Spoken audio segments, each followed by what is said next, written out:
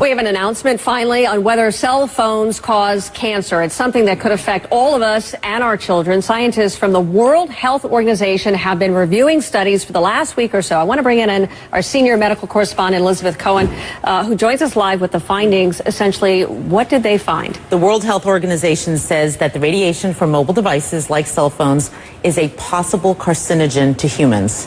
This is a very big deal because you and I have done segments about this before. Sure. It has gone back and forth. And this is really the first time that a large group, and it doesn't get any more sort of prestigious in many ways than the WHO, to say that it's a possible carcinogen.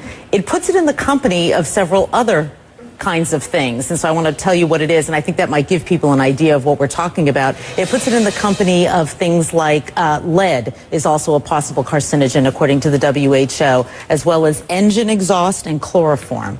So that sort of gives you an idea of the kind of risk that we're talking about here. I can't help but ask, I mean, should we be alarmed? Should we be freaking out over this information? You know what? I really hope that people who are listening to me are not freaked out.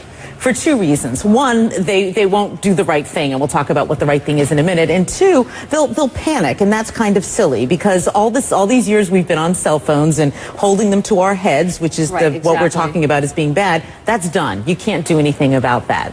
And if you're on the phone right now, you don't need to drop it. You know, it's not that kind of a carcinogen. It's a kind of a carcinogen, or allegedly, possibly, that would build up over time. One phone call, doctors tell me, is not going to give you cancer. So what should we be doing? With this new information, what on earth should we be doing now? We are so lucky that there is something that we can do, because a lot of medical problems we can't, but we're lucky that there is something, and I am holding it in my hands right now.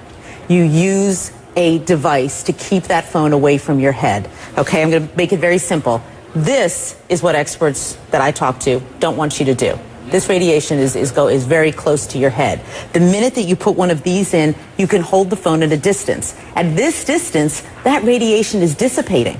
It's not going to affect you very much, if at all. Hold it away from your head, which means using a wired piece like this or a Bluetooth, or put it on speakerphone. Keep it away from your head. That's the bottom line, and it's really easy to do. I mean, I can count on one hand the number of times in the past year that I have spoken on the phone like this. I just don't do it. I'm going to change my habits. Do you have any idea, or did WHO say anything about whether or not it can be on your body, on your person, in a pocket, in a holster, or anything like that? Did they weigh in at all? WHO really focused on gliomas, which are brain tumors, because that's what a lot of the studies have been on. But Suzanne, I've certainly spoken to experts who say that they themselves do not carry it on their bodies, that they figure why take that risk if there is a risk, and so they will carry their phones in their purses or in a briefcase. You know, they'll try to keep it a bit of a distance away from their bodies, but the jury is still out on that. And what do you think cell phone companies are going to do? How do they respond to this? Is there a way that they can manufacture a safer phone, or? Right, we're seeking a response from the CTIA, which is the industry group, and I think what could happen is that people like the FCC, or other groups like that in other countries might say, this is important what the WHO is saying, and so maybe we ought to tell cell phone companies to make phones with lower radiation. You know, that's a possibility. They may say, tell cell phone companies, go back to the drawing board, come up with a phone that emits less radiation.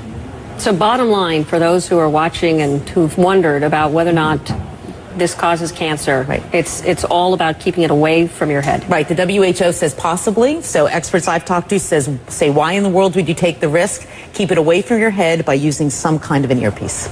All right, Elizabeth, thank you so much. Thanks. It's something a lot of people have been asking and wondering, and clearly we have something that is rather conclusive from a very prestigious organization. It is a big deal. It is. It is. All right. Thank you, Elizabeth. Thanks.